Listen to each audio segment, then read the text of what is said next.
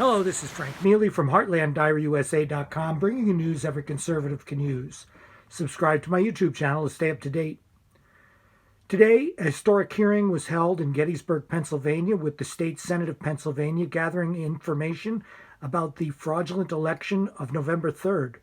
One of the highlights of that hearing was the opening statement of State Senator Doug Mastriano. I think based on this, that we all need to gather around and encourage Mastriano to run for United States Senate in 2022 when Senator Pat Toomey retires.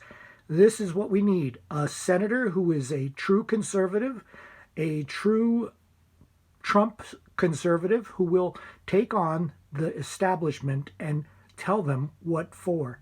Okay, let's listen. This is a great speech. Thank you, Senator Argyle and Senator Ward. Thank you for being here and supporting this here, and welcome everybody to this most historic occasion in this most historic town. And what happened here in 1863, I think today we're going to see a turning of the tide, because we have not really heard the truth of the arguments made on the other side on what happened. And when we're dealing with a government and leadership in Harrisburg that wants to close their ears to what's happened during this election, and sadly many in the media that are complicit and want to write off what happened. So for me, on this battlefield and remembering what happened 157 years ago, especially 157 years ago last week, where Abraham Lincoln gave his most famous address, and I think his final sentence captures why we're here today.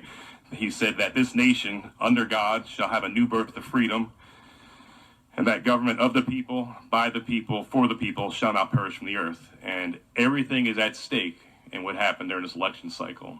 Everything. The republic is at stake. This is no game for us.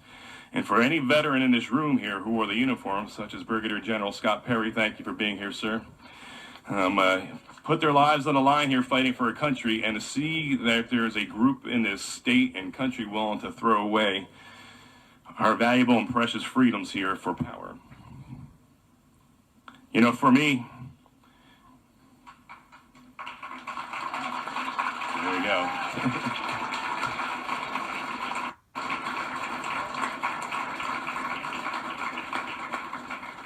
And Mr. Mayor, it's going to be a fantastic hearing today.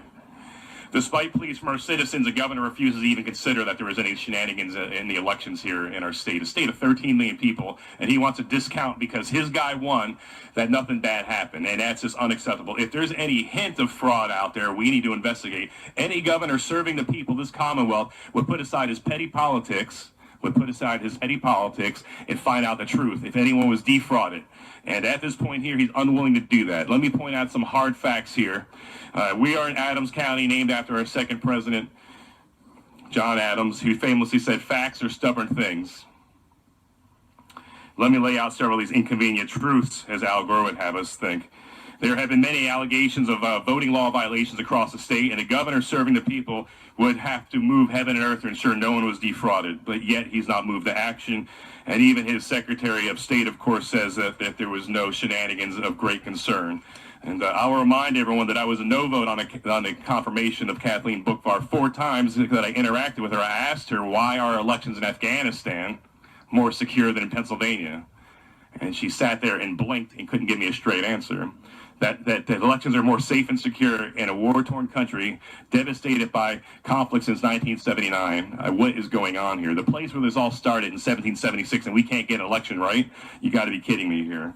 And so as a result of her inaction, the governor's inaction, refusal to even look into any of the allegations, and to discount the very essential freedoms of our citizens, we are here today to try to find out what the heck happened in the election.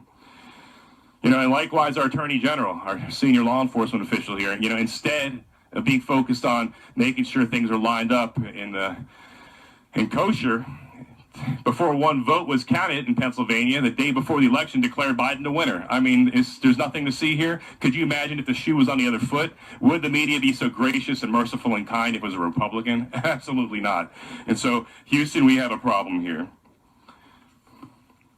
You know, one of the most troubling things in this whole endeavor here, and it's not just because of the COVID, it's just a lack of transparency and accountability. So we're here to start shedding light on the darkness.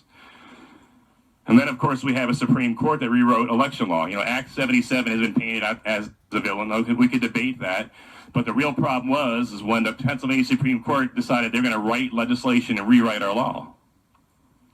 And because of that, obviously, Pennsylvania, we got a lot of problems there. And that opened the door to all the shenanigans and abuses and folly that we're dealing with here in the state this day. So what's going on here? Thousands of people from across the Commonwealth have reached out to us, tens of thousands, asking and demanding action, and they deserve it. And as a result of the inability of our executive branch to do their job, we're stepping in here. We're co-equal members, and we're going to do our job. We're looking for transparency and truth. There's going to be no grandstanding here. We're after facts. And we're going to have a good layout here of what happened. And you're going to have to decide, good people of Pennsylvania, on what happened and whether there's a strong case we made or not. You know, the forgotten men and women of our great state feel betrayed by their government. And I'm with them. I feel the betrayal as well.